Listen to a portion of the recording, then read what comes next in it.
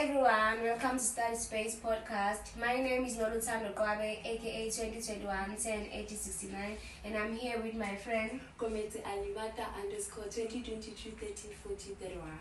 So guys, today we will be discussing a play written by our famous playwright, poet, and an editor who wrote 38 plays and 154 sonnets, well known by the name of William Shakespeare. Today we will be exploring one of his tragic plays, Julius Caesar, while looking at two themes: appearance versus reality and loyalty. Okay guys, to brief you about what happens in the play. In the play we have Julius Caesar, who had just returned to Rome in triumph. And we have the group of senators led by Brutus and Caesar. They conspire against Caesar and plan his assassination.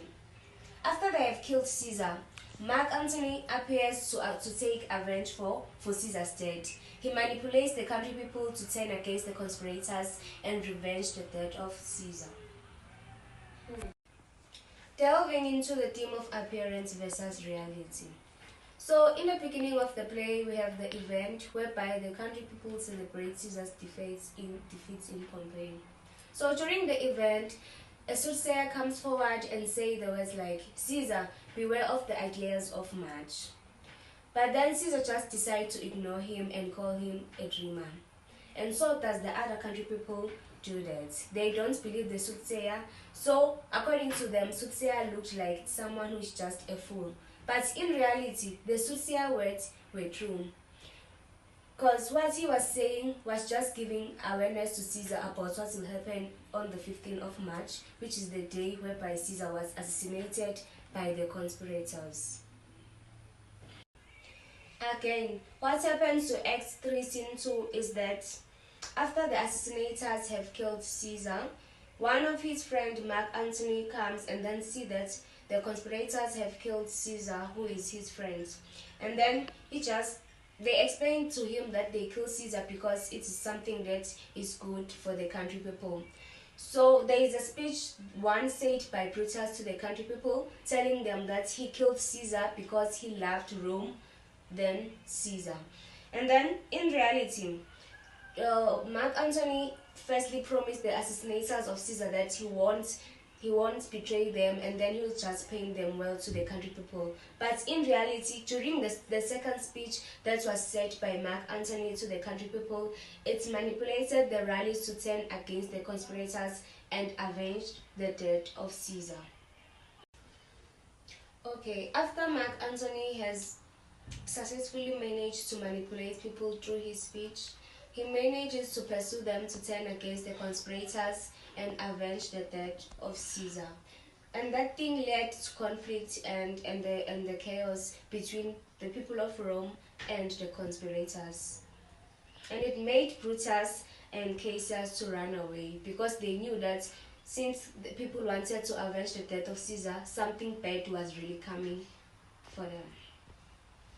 Okay, to add on what you just said, after the assassination of Caesar, the manipulation of the people, we get to see that the same people that Brutus said he will kill for are the same ones turning against him. The killing of Caesar, it was for nothing, because he said he would kill for Rome. He loved Rome actually. So the same Romans he loved are the ones turning against him. And during the assassination of Caesar, Act 3 Scene 2. Caesar says words like "iti bruti," meaning even you Brutus, showing that Caesar is shocked to see Brutus being part of the assassination team, like conspirators, right? This kind of shows that there was no loyalty to Brutus, in Brutus' side towards Caesar.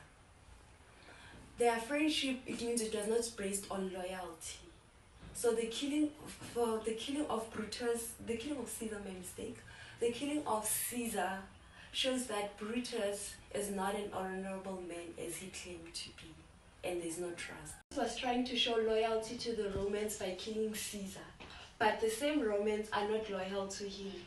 They are the ones chasing him away from the country, right? So this kind of shows that there was no loyalty at first. The killing of Caesar was just in name. So the speech of Mark Antony kind of shows the loyalty, where his loyalty lies. His loyalty lies with Caesar, even in death. he's still loyal to Caesar. And he wants to avenge his death. Okay. Yes. And to add more, since there was a conflict between Brutus and Cassius, this kind of shows that both teams had their own agenda. Looking at Brutus wanted to unite the Romans, but Cassius wanted to sell the Romans. By selling the soldiers, they were losing war. They were losing at war, and meaning Mark Antonia and Octavia are winning. So when Brutus says to Cassius that you have an itchy palm, it kind of shows that Cassius is a greedy man, and being greedy means you're disloyal, you're a thief. So by so doing, Brutus kind of saw that in this war he's alone, even though Cassius cannot be trusted, even though Cassius, although he's his right man hand. But in this situation, Brutus was alone.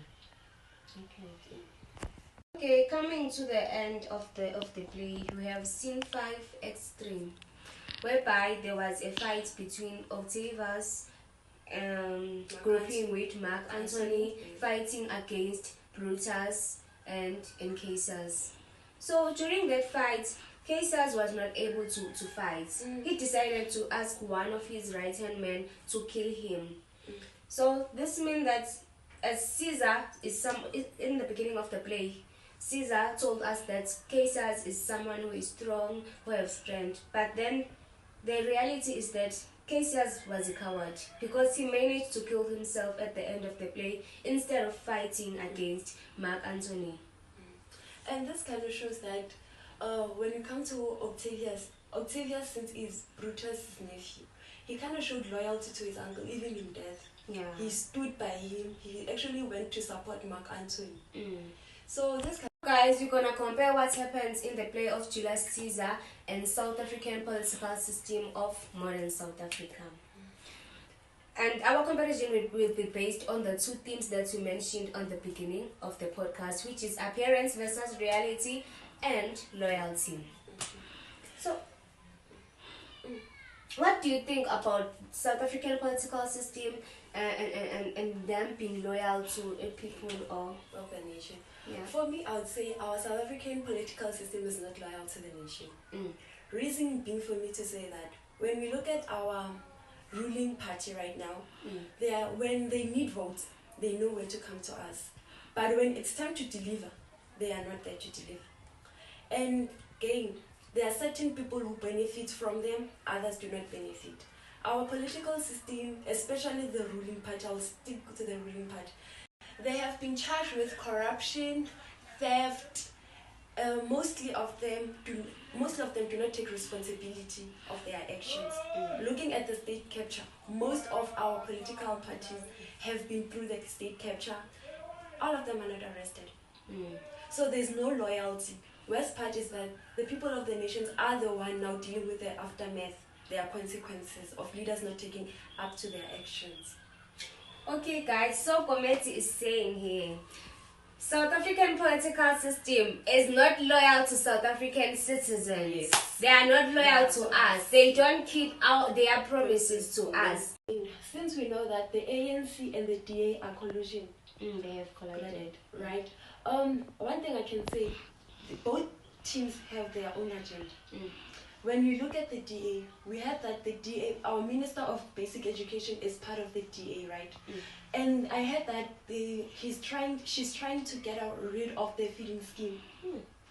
Imagine millions of South African kids depend on feeding scheme. Yeah, they do.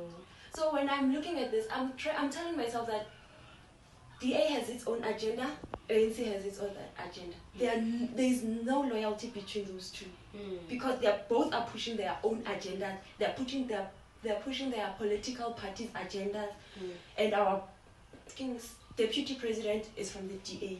So you can see how in danger we are.